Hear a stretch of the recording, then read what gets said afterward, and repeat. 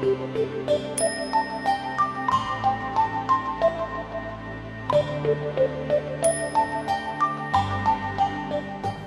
礼本师释迦牟尼佛，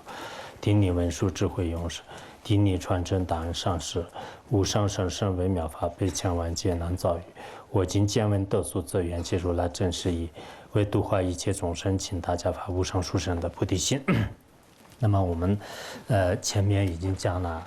数字菩提心的假心就数字菩提心的真心就是前面这两个重要的问题已经讲述完毕。那么从今天开始呢就宣讲这个数字菩提心的核心这个核心呢分两个方面。一个是连接文和真实核心首先是连接文呢，有这个承上启下的作用，也就是说连接这个上下文的这个作用的连接文呢，在宋词当中也是这样说的：知者如是持，清净觉性矣，夫为增长过如是占法心。那么，这个核心呢，应该大家清楚。我们已经这个发了这个菩提心这个发菩提心的前提呢，积累资粮，清除罪障，然后呢，不是自己的身体，舍弃自己的一切所贪着的财物等等，并且呢，就发愿回向。将来成为利益众生的一切的这个因缘就是自己呢，就是变成就是完全了利益众生的这种事物物质等等，就是我们这样发愿以后呢，在诸佛菩萨面前、上师面前，已经接受了这个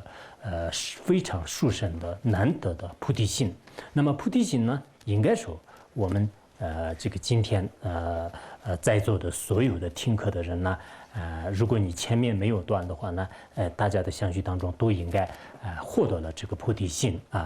这个获得菩提心的原因呢，一方面我们也这个依靠这个仪轨来就是进行念诵，同时呢，我们也观想诸佛菩萨，然后呢，在诸佛菩萨面前结束了这个菩萨戒，结束菩萨戒以后呢，每一个人的相续当中。如果没有出现什么这个破戒的违缘的话，那么应该是这个存在菩提心的解体就大家呢应该就是升起欢喜心。那么下面我们这个生欢喜心的话呢，首先是这个为什么要生欢喜心？这种心态呢，我们以什么样的这个方式来对待就主要讲这个问题。那么这里说所谓的这个具有慧眼的智者就是那么这些智者们呢，通过以上的谦心和真心的这种仪式方法在自相续当中已经获得了极其难得的这个菩提心。那么这种菩提心得以清净以后呢，我们以什么样的方法来对待呢？当然这个结尾呢也要这个善始善终的。如果我们前心圆满、真心圆满、核心没有圆满的话呢，那么就是只是做任何一件事情也是不圆满的就开头的时候很好，中间的时候很好，但最后呢就是没有这个稳固，没有呢就是使它的这个三根加以增长，这样呢就这件事情是做的就是不是特别的这个完美。所以呢，我们为了这个菩提心呢，在我们每一个人的这个相续当中，永远就是不退失就是一直呢就是这个与日增就与日俱增，蒸日上就它的功德呢，就是一直越来越增上。要到这样一个目标呢，我们要这个赞叹，就是我们自他所做的一切善根。因为做任何一个善事呢，就是一定要有一个随喜，要有这个高度的赞叹。如果没有这样的话呢，那么有些人的这个心呢，就是不一定是这种延续下去就有这种可能。所以说呢诸佛菩萨也是一直就是赞叹就是菩提心的功德的原因也在这里。那么这就是为什么这样讲呢？因为我们这个这次数次菩提心的话呢，应该是一个智者的这个所谓就智者的一种这个行为。如果不是智者的话呢，就是可能人云亦云，随波逐流，就别人说什么我也是跟着去。但是我们这次说菩萨戒呢，并非这样的，应该是通过自己呢，也是以自己的智慧就详详细细的观察过，依靠善知识的引导呢，就也是已经这个接触过，而且呢，这就是诸佛菩萨就曾经依靠这样的道而获得成就的殊胜妙道就殊胜这个具量。这样呢，我们就是并不是通过一些别人的强迫或者是别人的一些压力呢，让我们受持菩萨戒，并非是这样的。每一个智者呢，就是反反复复的通过自己的观察，知道了菩提心的无常的这种殊胜的功德，然后知道了这个功德和利益义和呢，就自己自愿的在诸佛菩萨面前接受了如是的这个菩提心。所以说呢，我们也知道，就是如果我们相续当中是没有菩提心的话呢，所做的一切善根也就是功德不大的，对众生也是没有利益的。虽然我们这个在实践当中呢，也知道是有许许多多的一些善根呢比如说我们前面所讲的人天福报的一些功德或者说是这个四无量心，就是具有四无量心的梵天的一些这个善根以及声闻缘觉的这种这个具有自私自利心态的一些善根，但是这些善根呢，实际上就是并不是特别的殊胜。在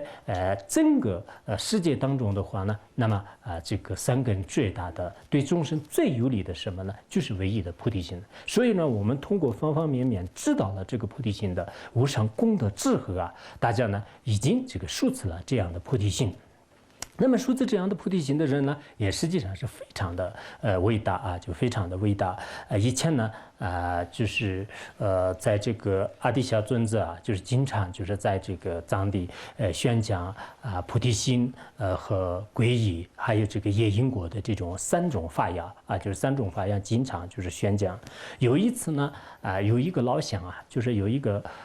老乡呢，就是他就经常听到了阿底峡尊者所宣说的菩提心，菩提心，他也不知道到底什么叫做菩提心。他后来呢，就是有一个机会，就是到布多瓦格西面前，他就很耐心的问那个布多瓦格西说：“阿底峡尊者天天说菩提心，菩提心，到底菩提心是什么东西啊？是人的名字还是什么东西啊？”然后布多瓦格西呢，就语重心长的给他回答，就是说，是所谓的这个菩提心呢，就是摄其自私自利的心，然后为了就是天边无际的一切众生获得圆满正等觉果位的一种这个发心，就是这是一种我们要发的一颗心就是他当时给他这样回答的。回答之后的话呢，那个老人家呢也是就非常的这个感动，就是说是这个修持这样的菩提心的人是真是很伟大，就是这个菩提心呢非常了不起他当时是这样就是赞叹不已。所以呢我们就是通过就是这些教言这个书当中就后来这个公案呢就是也属于在一些噶当派的一些语法书里面就是语法书里面。因此我们应该知道，就是凡是受持菩提心的这些智者们呢，应该说是有一定的这个智慧没有智慧的人呢就是不可能就是接受这样的菩提心，没有福报的人呢，也不可能就是遇到这样的大乘殊胜法门。所以说呢，我想我们在座的各位呢，就是既然已经受了这个菩提心，受了菩提心以后呢，现在这个为了就是他的这个善根呢，就是要圆满，我们也应该就是加以这个保护这个菩提心，应该呢就是加以这个培养这种菩提心，而且呢就是使他就是得以稳固就使他强大。使他那个永远呢，就是在自相续当中这个延伸下去，这就是我们每一个学习大乘佛法的人来讲是就是应该说是这个就是非常重要的一个这个责任。那么为了达到这样的目标呢，我们应该要这个修自他赞叹，就是应该自己也是生欢喜心，让众生呢应该生欢喜心。所以通过这个欢喜心呢，就赞叹菩提心的无上功德就是下面呢应该就是自他两方面来升起欢喜心。那么这个核心的真实呢，就是让自己升起欢喜心和让他人升起欢喜心，用两个方面来讲。那么自己升起欢喜心呢，就是为什么呢？因为承办就是自己的利益而生欢喜心，还有呢就是承办众生的利益而生欢喜心，就是从两个方面来进行描述。那么第一个，也就是说称办自利啊，就是生欢喜心呢，我们也是分3个方面来进行阐述。第一个是，要视为这个人生难得具有重大意义的道理来，就是生欢喜心。宋词当中是这样说的：今生无何福，善得此人生，福生佛家作，今成如来子。那么从字面上讲呢，我们这个今生当中已经获得了如此的这个菩提心的话呢，那么我的这辈子呢，就是确实是具有福报的、具有意义的呢。而且呢，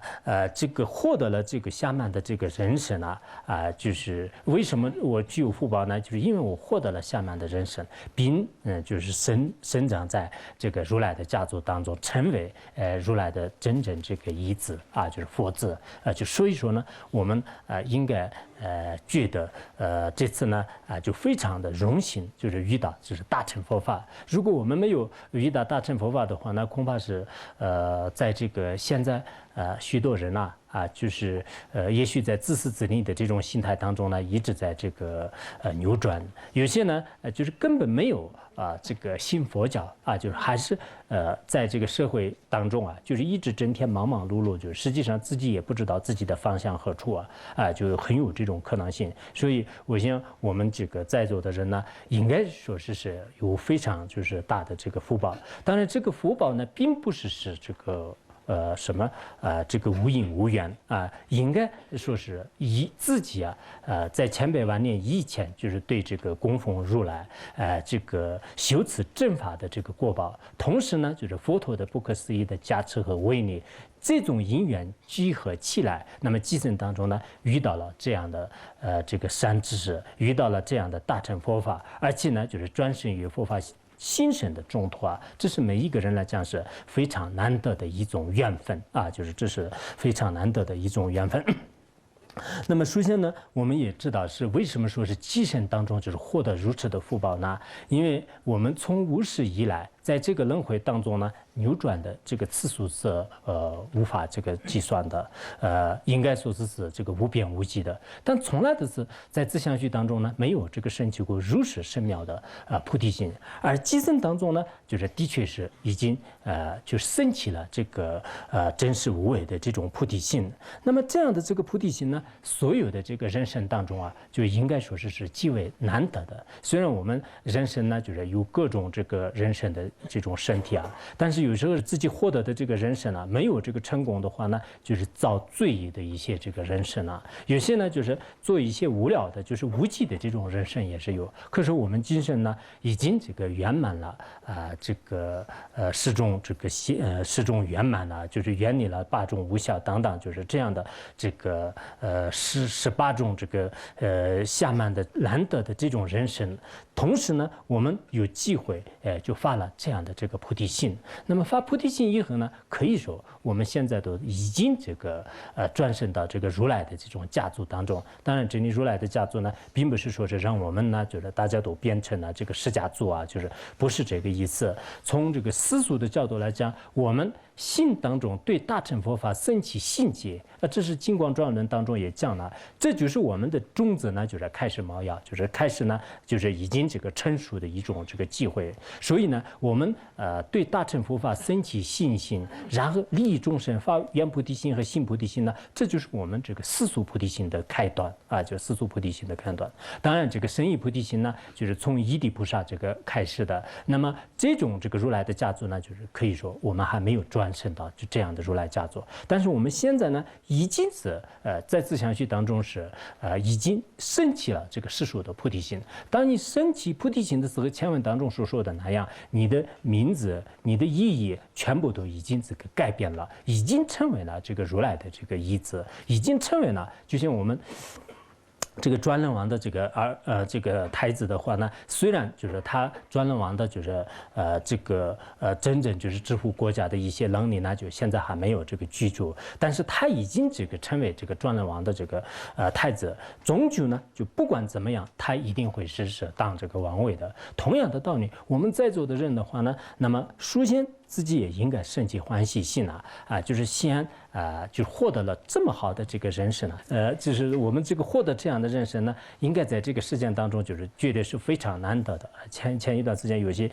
导游也在这个说吧，就是我觉得是我现在非常有福报的，否则的话呢，就是在漫漫的这个人生道路当中就是有这么多的限制，是有这么多的一些非法的这个行列，就是我没有这个加入这些团体，而现在就是入于大乘佛法时，我觉得是一生当中是最荣幸的。很多人是有这种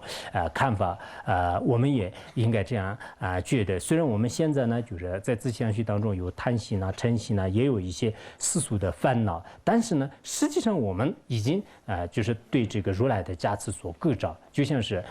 这个海水里面的这个鱼呢，就是被鱼钩已经这个钓上去的话，那就不管怎么样，就是你肯定就是拉到这个就是没有水的地方，就是到彼岸去的。同样的道理，我们现在已经遇到了这样的这个大乘殊胜佛法，而且呢，自相续当中已经有了这种菩提心。所以，我们如果快的话，如果真正非常精进的话呢，那么这个一生当中成就的话呢，这是显宗当中和密宗当中都是有的。以前阿难尊者也是，是这个依靠窍具，就是在一天当中呢，就是他就获得了这个圣者的果位就是圣者的果位也有这种这个在毗拉耶经当中有这样的公案。然后密宗一些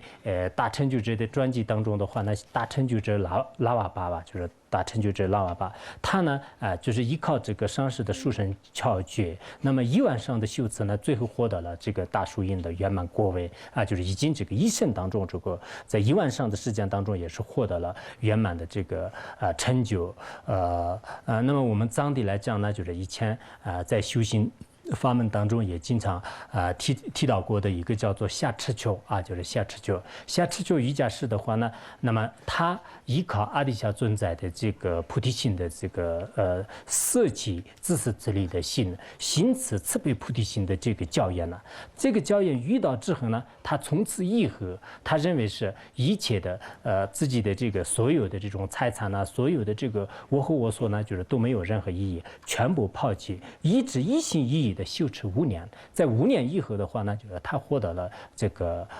就是圣者的果位就是在整个佛教的这个历史上呢，也是公认的大成就者就是所以说呢，我想我们快的话呢，应该说是在这个短暂的时间当中、计生当中呢，也一定会是让这个成就的。如果再怎么样慢的话呢，只要我的相续当中没有出现就是摄起圆菩提心的这种唯品，那这样的话呢，我们一定会是就是在很快的时间当中是凡是要成就的，就只不过是迟早而已就是以前我们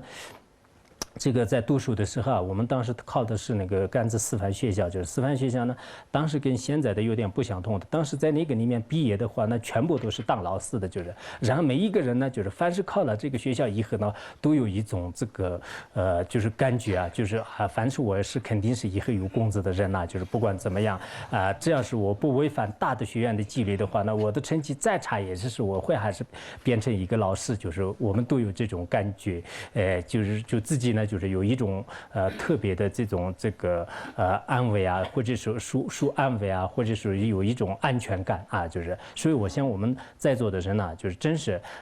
这也并不是口头上说的。我们现在所谓的这个佛法呢，就是光是用一种这个就是虚无缥缈的一些语言来就是赞叹呢，这是没有任何释义的。但是这个是有理有据的，而且这样的道理呢，就以无数的这种大成就者呢，就是通过这种道理来，然后呢，最后就是获得这个成就的。像这个历史上的话呢，我们也就是以前也一些讲过吧，就是就有许许多多的高僧大德是依靠这样的这个妙道而获得了这个无上圆满的这个果位，就是所以大家呢我想应该在这个心当中就是应该有一种欢喜心，就是这个欢喜心呢觉得是应该很重要的。如果没有欢喜心的话呢，始终是自己也是感觉不到，尤其是现在我们学习这样的佛法呢应该是非常是这个荣幸的很高兴的。可是有些人的话呢，好像像就怎么说啊，就是自己根本就是不知这个庐山真面目，就是根本不知道，就是这是理所当然的事情了。我每天都是在这里这个听说佛法，我发菩提心呢，这并不是特别可贵难得的，就有这种可能的想法。因此呢，大家应该就是想到我们现在呢，就是已经这个转生到这个如来的这个家族当中了，就是以前那个。怎么说啊？就是在这个印度的时候呢，就是这方面的公案也比较多的。比如说这个作为一个儿子的话呢，就是他经常呢，就是他从小都是问他的这个父亲的家族是什么，就是如果他知道了他的这个父亲的这种这个家族的这个行业的话呢，那么从此以后他也是自己紧紧的就是做这件事情，而且自己呢也知道是自己是，比如说你是婆罗门家族呢，你是释迦家族呢，什么样的家族的话呢，就是他应该要继承就是他的这个家族的事业。所以我们一方面呢也应该就是很高兴，我们以前呢就好像在这个荒芜边际的这个就怎么说啊，就是在旷野当中的一些这个无依无靠的这个人一样，现在呢就是已经有了大乘上师的摄受，已经有了诸佛菩萨的这种这个保护，就是我们自己呢也应该像是我从此以后已经成了这个如来的这种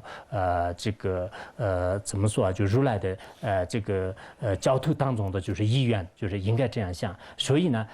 每一个人来讲，应该心里面有一种欢喜心。我们的如果心里面什么欢喜心也没有，痛苦心也没有的话呢，那就像吴光尊在《心性学习》里面说的一样，就是我们的这个心脏呢，就是变成一块石头或者是铁球啊，就是因为有些人的话呢，什么感觉都是没有的，就是这是一些吃喝玩乐，或者说是一些其他的痛苦的话呢，他感觉是特别的强烈啊，就是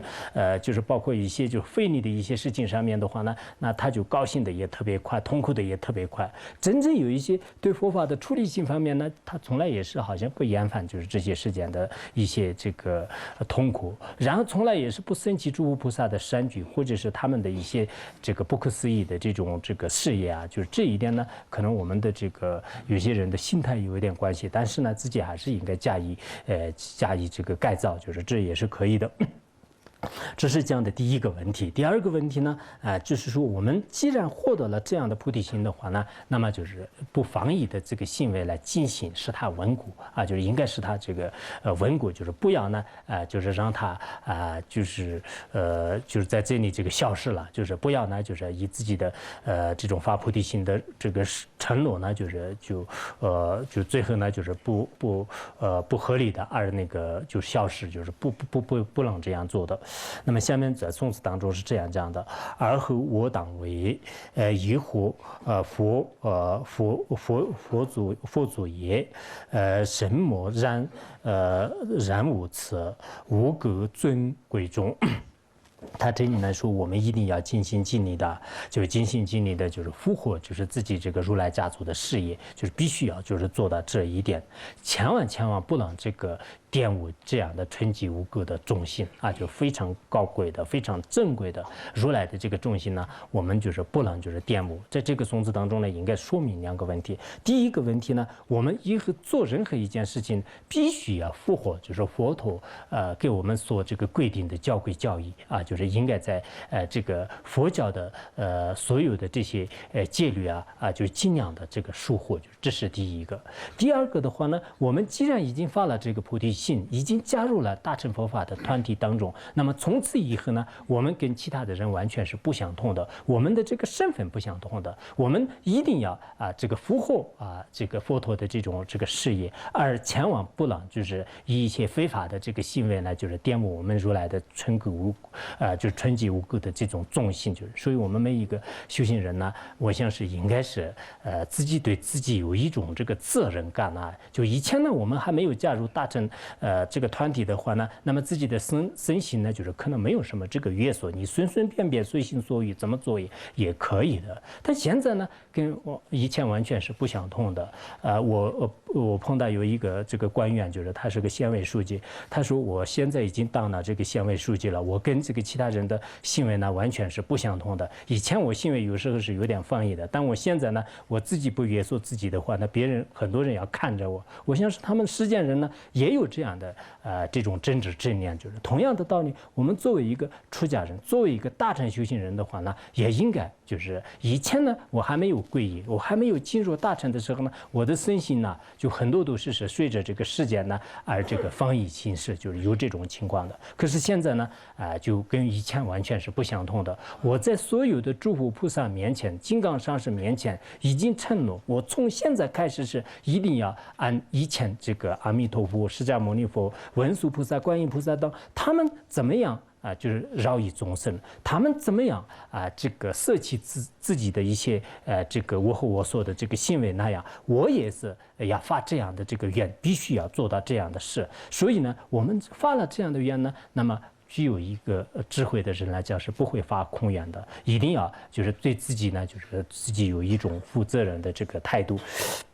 所以我想呢，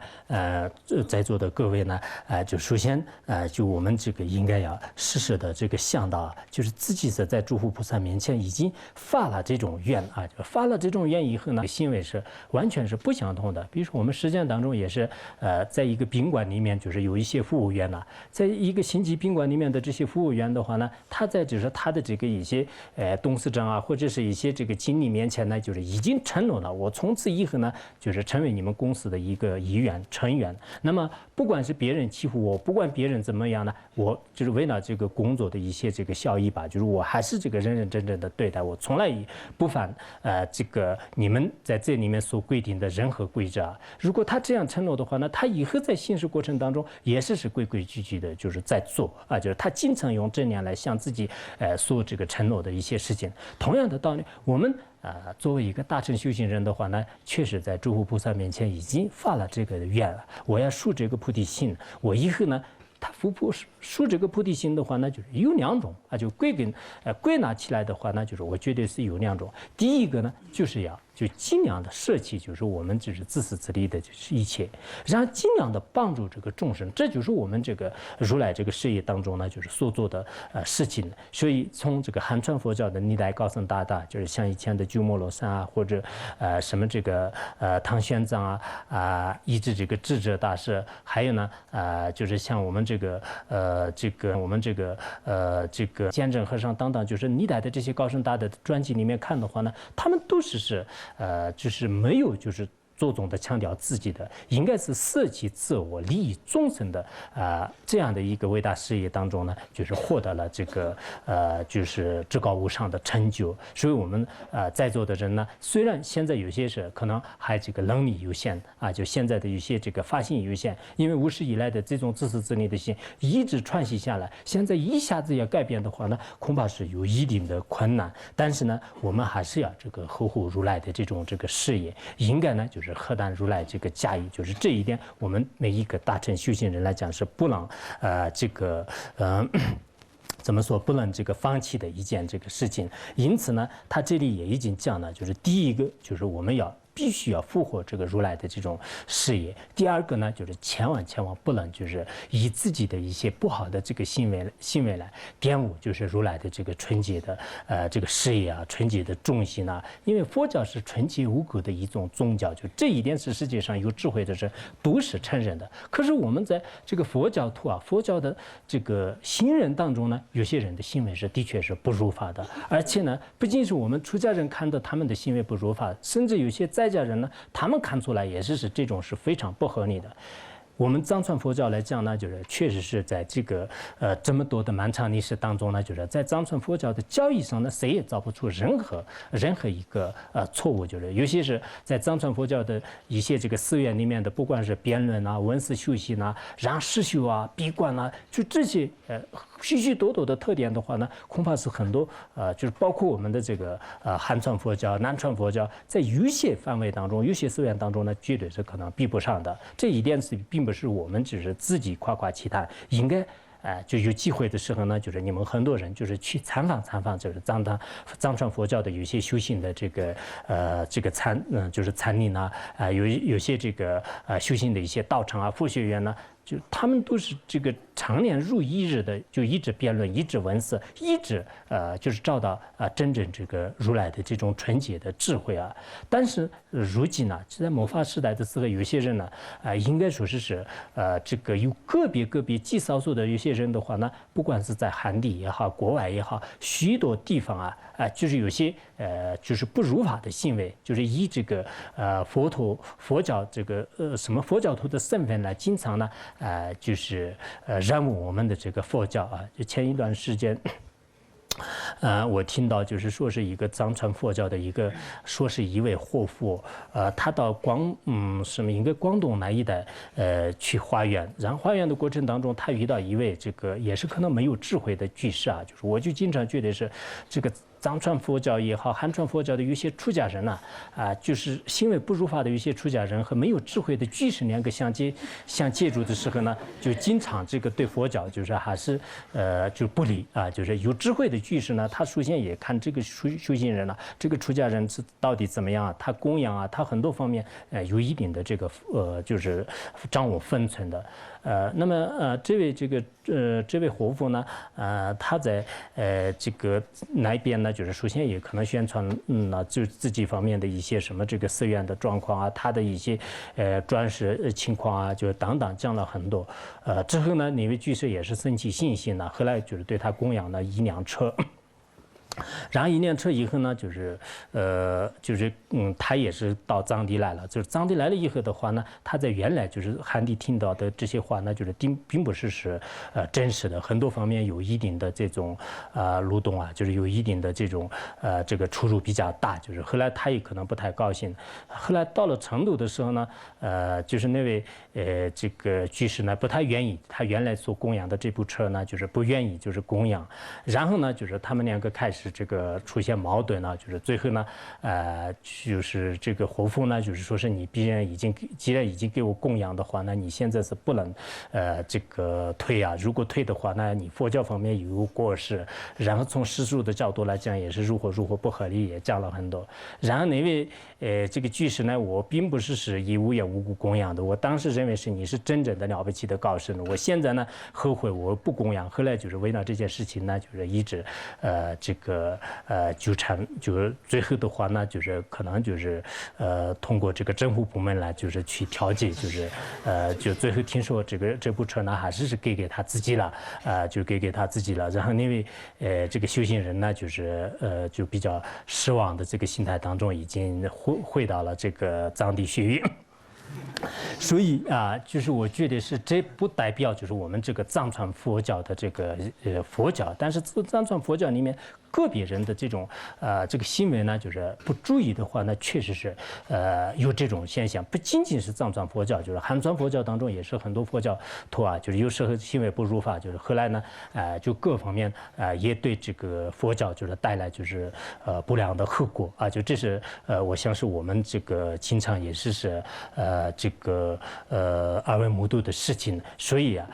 就我想作为一个出家人也好，作为一个居士，尤其是我们现在有些居士呢，他自己口口声声说是我是皈依佛门的佛教徒我是如何，可是他的有些行为上呢，根本看不出来，就是真正是一个佛教徒的慈悲善良方面也好，这个行为如理如法方面都没有就是有些一般的一些这个世俗当中从来没有皈依，从来没有进入大乘佛教的一些实践人的行为都不如，就是有这种情况。所以我希望呢我们就是做前天呢，已经在诸佛菩萨面前发了这个菩提心了。发了菩提心的话呢，从现在开始以前不管怎么样呢，自己再怎么样也是最好不要以这个佛教的这个名义来欺骗众生，不要害众生就是我们不能害众生，因为我们的这个所有的祖师，所有的这些诸佛菩萨的话呢，他们在因地的时候为了救护一个众生就舍弃自己的生命，应该是这样的。可是我们现在佛教徒呢，就不能不但就是不能只利益众生，而且呢，我们的这个行为呢，欺骗众生啊，杀害众生啊，或殴打众生啊，那这样的话呢，我们的这种行为跟以前的这个高僧大德们的行为呢，就截然不同了啊，就是背道而驰。那这样我们能不能获得成就呢？绝对是不能的。不仅我们自己不能成就，而且我们的这种行为呢，就是有损于这个佛教啊，有损于整个众生的这种善根的增长。所以说呢，大家如果实在是自己的这种行为啊，就是没办法越做的时候呢，就像门峰仁波切的有些教言里面所讲的一样，你自己呢，你如果出家的这个行为实在是没办法阻止的话呢，那佛陀也开示，就是你自己这个舍戒，就是变成一个在家，就是在家人也真没有什么不可以的。但你穿着这个衣服呢，你经常在外面就是做一些不如法的话呢，那这是不允许的啊，就是这是不允许的。我遇到一个人呐，也是一个在家人，习气比较重的，也是邪见比较重的。他说他在一个地方呢，也是看见一个胖胖的出家人，就是也是一个胖胖的这个出家人，据说是比较这个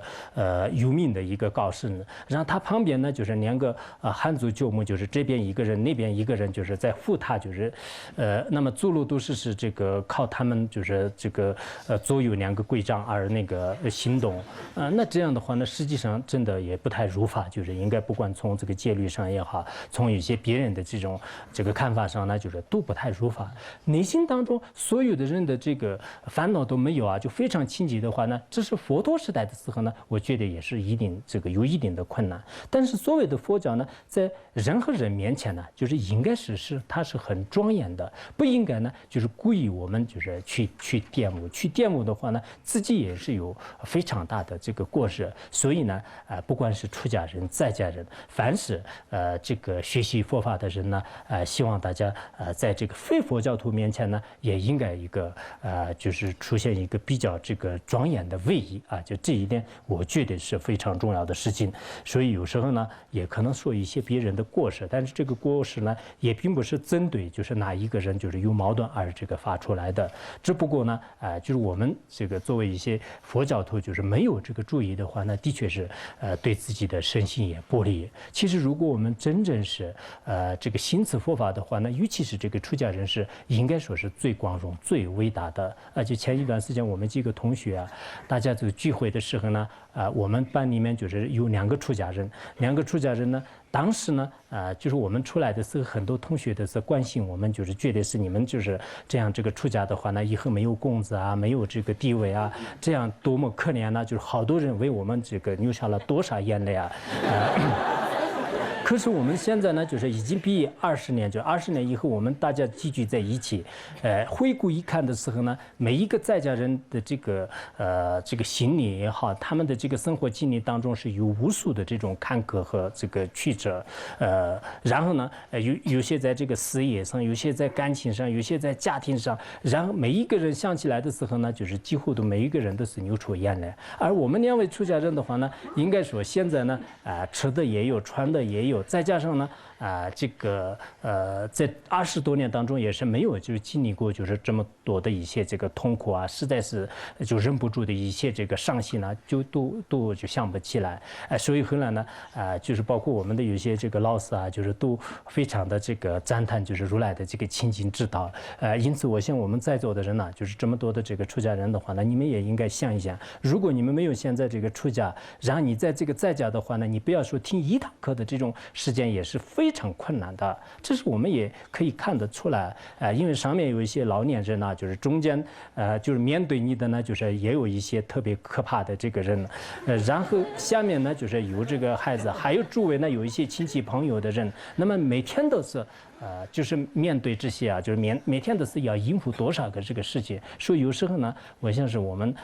在座的有些这个出家人的话呢，应该说是这个很荣幸的，就是大家呢要知道，就是自己已经这个转生在这样的这个如来，尤其是别解脱的这样的这个非常庄严的这个行为呢，对自己来讲是千万不能这个舍弃，就是大家应该要知道这种功德。如果你现在不知道的话呢，以后你真的还俗了，或者你真的别变成一些可怜的时候，那个时候你翻过来一看呢，就是可能就来不及了啊。因此大家呢就是对自己的这个珍惜，就是今天的这种福报，就是这一点还是有必要的。下面我们讲第三个也就是说用比喻来说明，就是获得菩提心的难得啊，就是讲这个道理。犹如某盲人，非居或至宝，生此菩提心，如是我何心？他这里说，就像一位这个双目这个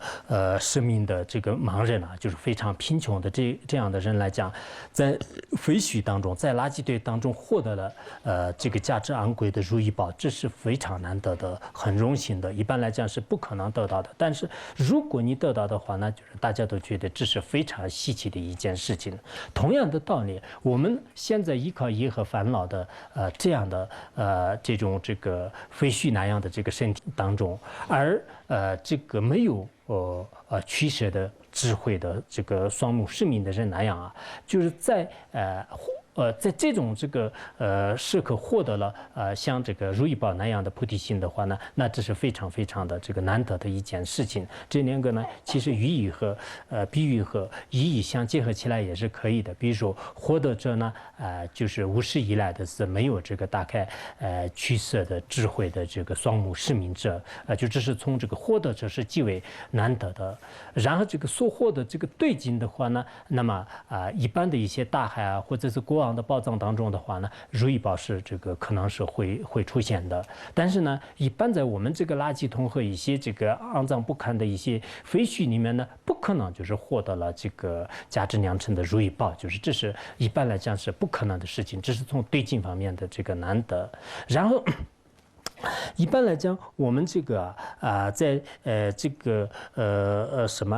就是所得的这个物质的话呢，就是这个如意宝。就是如意宝的话呢，我们平时上就是得一些这个嘉奖啊，或者是获得一些这个财物啊，这是就有可能偶尔的一种机会。但是获得如意宝的话呢，那没有一定福分的，没有一点福报的人的话，那就是根本得不到。所以所得的这个物质的价值方面来讲是也是无以伦比的。应该从3个方面来进行比喻呢。我们今生当中啊，就是获得了如此殊胜的菩提心呢，的确是也是非常这个困难的。在座的很多各位以前呢没有这个结束菩提心之前的话，那恐怕自己的人生呢，真的是没有任何适宜的。有些呢就是吃海鲜啊，吃青蛙啊，吃独食啊，或者说就是这个生活的话呢，就整天都是可以，我说的有一点形容夸张，但是我觉得还是蛇和毒蛇没有什么差别。反正我想我们这个有些人呐，在这个以前的生活当中的话呢，这个所吃的也是这样的，所说的话呢，就是全是这个无稽之谈，就是无关紧要的一些话呢，一直这个就是说到这个现在。然后一些行为的话呢，就是今天女啊，明天去什么这个唱歌啊、跳舞啊，就上这个酒吧等等，就是一些无有意义。尤其是看到大城市里面的很多人的话呢，真的所谓的这个人生呢，就是过得一点诗意都是没有的。但是他们自己呢，可能听到以后不高兴，就是绝对是，我这么有意义啊！你看我房子那么好啊，就是我家里就是如何啊，可能会这样想。但是这个是暂时来讲是可能有一点点，就是他的这个从价值，因为我们所谓的价值观呢，有时候也是不太相同的。从他自认的有些这个着眼点来看呢，就是可能有一点，但实际上呢，就是没有这个真正的意义。可是我们今生当中真正是获得就是怎么说啊？就是菩提心啊，就这种菩提心的话呢，连一般的人这梦中也没有获得过的一种这个珍宝，就是真正的如意宝呢，没有什么差别的。因此我经常都是在想，比如说有些人呢，就是让我今天呢，就是让你这个获得什么这个总统啊，或者是国家主席的话呢，我们就是值不值得赞叹呢？就是不是值得赞叹的。如果我们相信当中真的就是你他的这种菩提心得到的话呢，那这个价值远远就是超过这些地位远远超过地位。实际上倒是并不是这样的。实际上，比如说你开什么那个运动会的时候呢，获得了什么这个就是世界级的一些这个嘉奖啊，或者是获得了一些冠军呢，获得诺贝尔奖啊，或者在这样的时候呢，就是在无数的人的这个欢愉当中啊，就是这个得奖者也是自己的是就沾沾自喜，觉得是好像有些人呢就是高兴的马上要混到去了就是有这种情况的。可是真正从菩提心的价值来讲的话呢，哪怕是你的这种这个得奖的价值呢，就是多少个美金的话呢，我觉得是也并不是值得的。就是比如说你获得的这种奖呢，你的人生过完了以后呢，就没有了。就我今天获得了诺贝尔奖呢，全世界的人对我非常佩服，但我在10几年当中呢，就用上，就是过后呢，就是这个不可能跟着我的。我今天获得了这个总统或者国家主席的话呢，我10几年以后换完了以后，我还是普通的人。当时我要面对死亡的时候呢，我还是跟凡夫人一模一样来去面对的。可是你相续当中升起菩提心没有出现什么违缘的话呢，那么来之生生世世获得福果之前呢，我就已经变成了真正的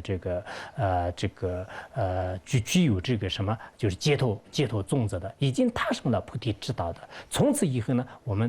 应该就改变了自己的这个命运。所以我想呢，我们在座的人呢，就是有些人呢，就是可能有些人有这种想法，我现在修也修不动啊，然后背也背不起啊，然后考试的话呢，就是也没有让这个参加考试啊。那现在每天都是这样，这个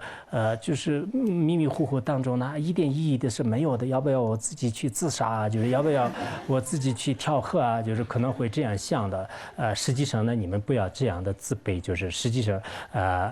我们相续当中真的有利他的这个决心已经升起来。如果相续当中有了这个菩提心的话呢，那么基层当中什么事情都不做也是可以的啊。就什么事情都不做的，你天天睡懒觉，就是这样。你这个有一颗菩提心呢，就是天天吃得饱饱的。我现在就什么都不管了，我有菩提心了，什么也不用发心，什么也不用参加的话呢，我觉得也是应该，就是可以的。所以这是我不是说开玩笑，就是内心当中也是真的，这个发自内心的有些话，就是这个菩提心呢，确实是这个千载难逢，就是应该说是在在无数劫当中呢，就是获得这样的菩提心呢，也是非常非常的难得的。就像是华严经里面所讲的这个贫穷的人呢，有一位这个贫穷的人呢，最后获得这个如意宝的时候呢，就是相当高兴的，从此以后呢，改变了他的一生的这种命运。那么同样的道理，我们在座的人呢，可能有些是40多岁的时候遇到，有些30多岁的时候遇到，有些从小的时候遇到。但不管怎么，你什么时候遇到大乘佛法，从此以后，如果你的改变了你的宗心了，原来就是你为什么而活着呢？就是为自己的生活而活着。那么现在呢，我们就是为众生的利益而活着。如果你改变了这样的方向的话呢，那真的就是今生当中获得人生是具有重大的这个意义。不管是别人承认不承认，实际上就是这样的。这个价值和这个利益呢，我相信我们每一个人就是不得不承认。如果这个不承认的话呢，必须要具有充分的理由和依据。但我想呢，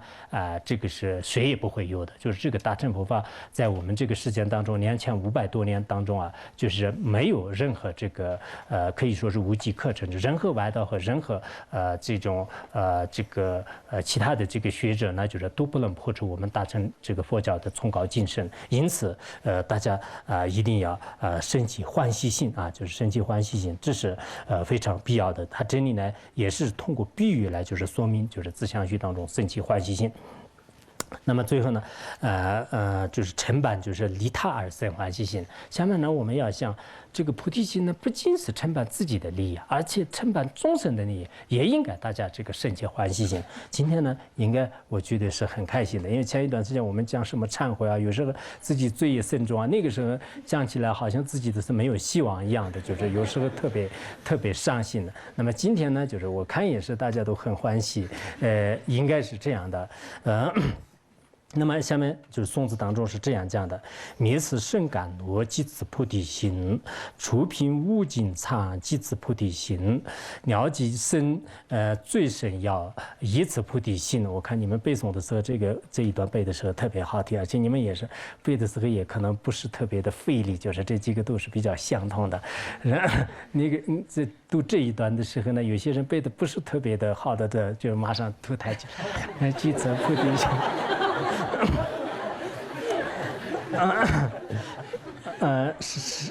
什么那个，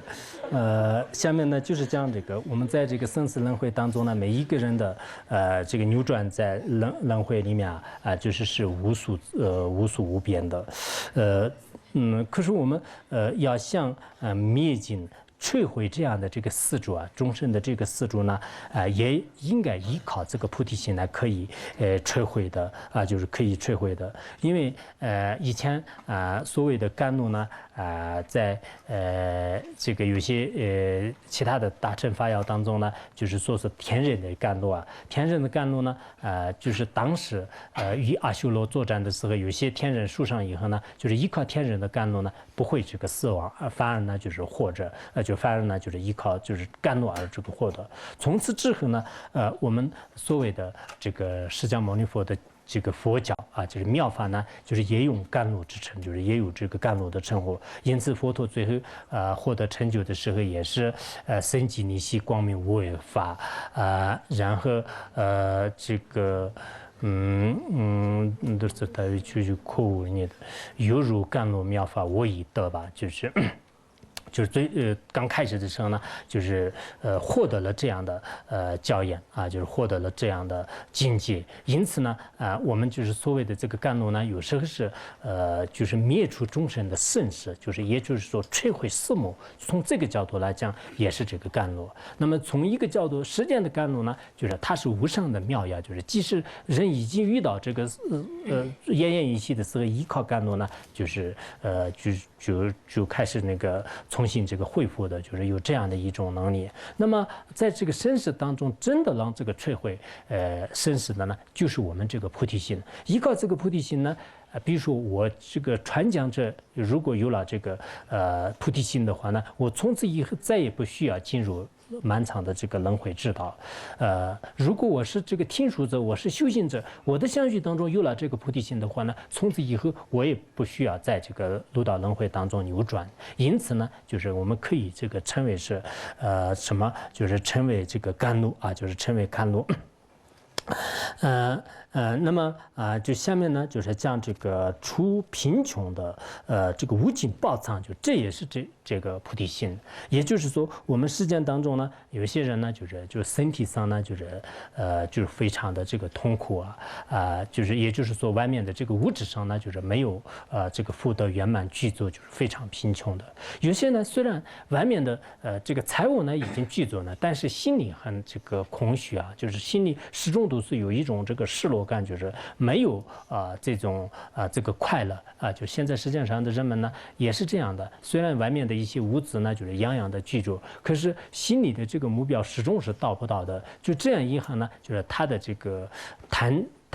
婪呢，就是贪婪之心的话呢，就是日与这个俱增，最后呢，就是始终是到不到就是自己的这种目标，就是而非常的这个痛苦，就是没有一种满足性，始终是在一种渴望和欲望这个当中那么这些人的话呢，也是非常从精神上来讲是非常贫穷的。那么我们所谓的这个菩提心呢，实际上满足所有众生的这个心愿如果相续当中真的有了菩提心的话呢，因为没有自私自利的心，没有自私自利的心的话呢，为什么贪财？为什么是贪这个其他的一切就是不会有的。应该他有一种这个满足感，就是根本不会这个伤心的，这样也可以解释。或者所谓的这个菩提心呢，暂时缺少这个人天福报快乐的众生呢，给他赐予这个人天福报的保障，然后究竟呢，就是获得圆满这个三解脱的这种快乐的这个贫乏者就没有这个这种快乐的众生的话呢，对他也是这个如愿以偿，就是依靠菩提心来就是使他这个得以这个满足就从两方面来讲呢，我们所谓的这个菩提心，在整个世间当中是唯一的让满足一切众生的唯有的过往的保障一样就是所以这个菩提心呢应该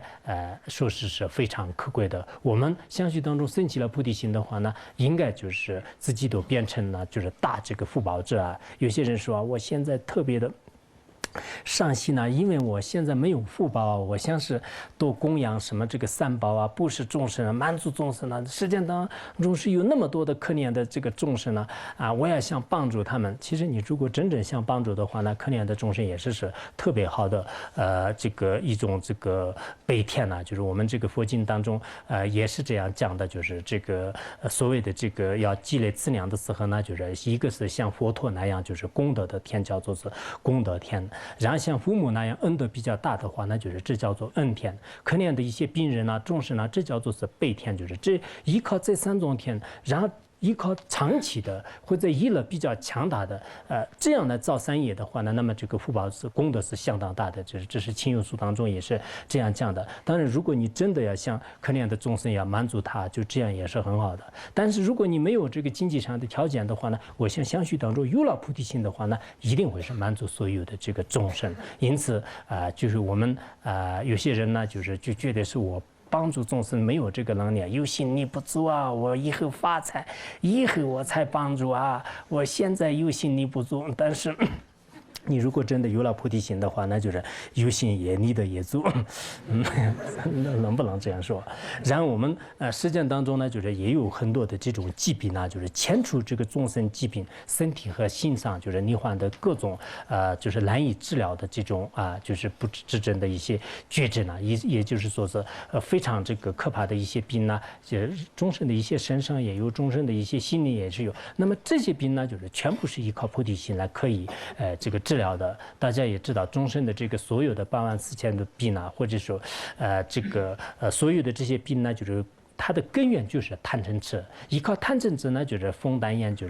所有的这些病呢，就是才会这个出现的。如果我们相续当中有了菩提心，断绝了这个贪嗔痴的这种根源，这样以后呢，实践的就是所有的这个疾病呢，全部都是没有的。所以所谓的这个菩提心呢，唯一的这个妙药就是唯一的这个妙药。因此，华智仁波切在有些教言当中也是说，这个所谓的菩提心就是84000法门的这个积聚的这种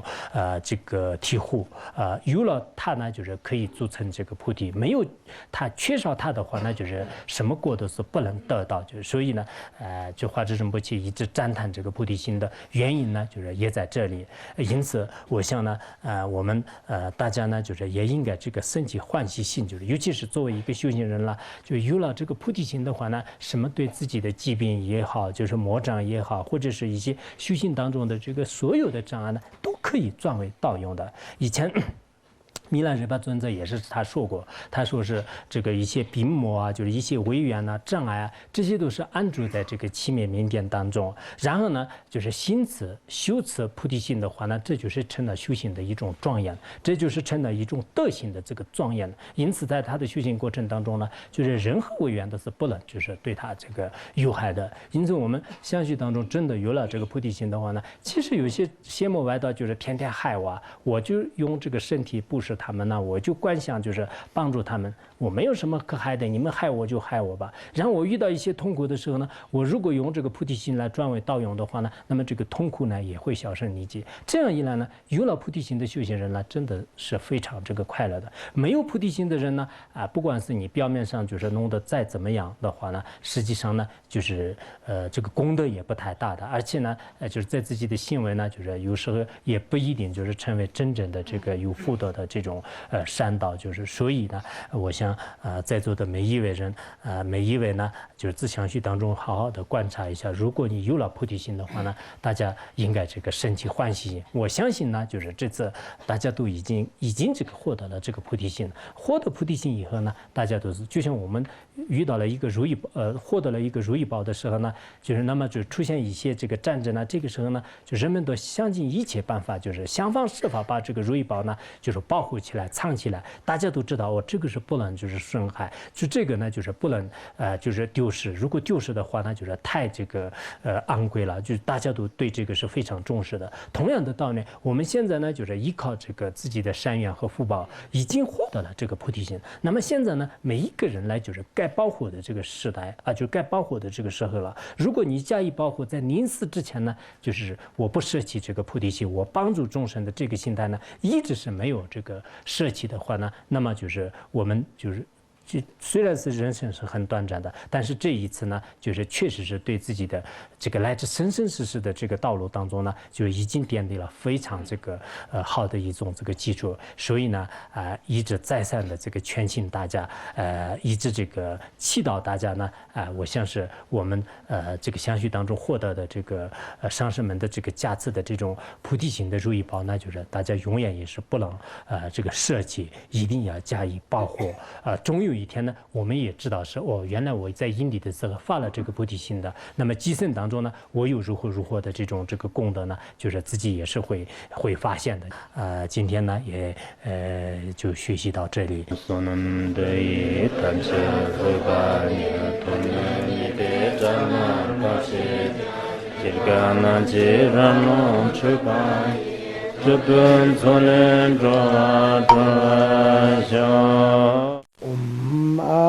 Ahom Banzarangara Padma Sadardo Ahom Banzarangara Padma Sadardo Ahom Banzarangara Padma Sadardo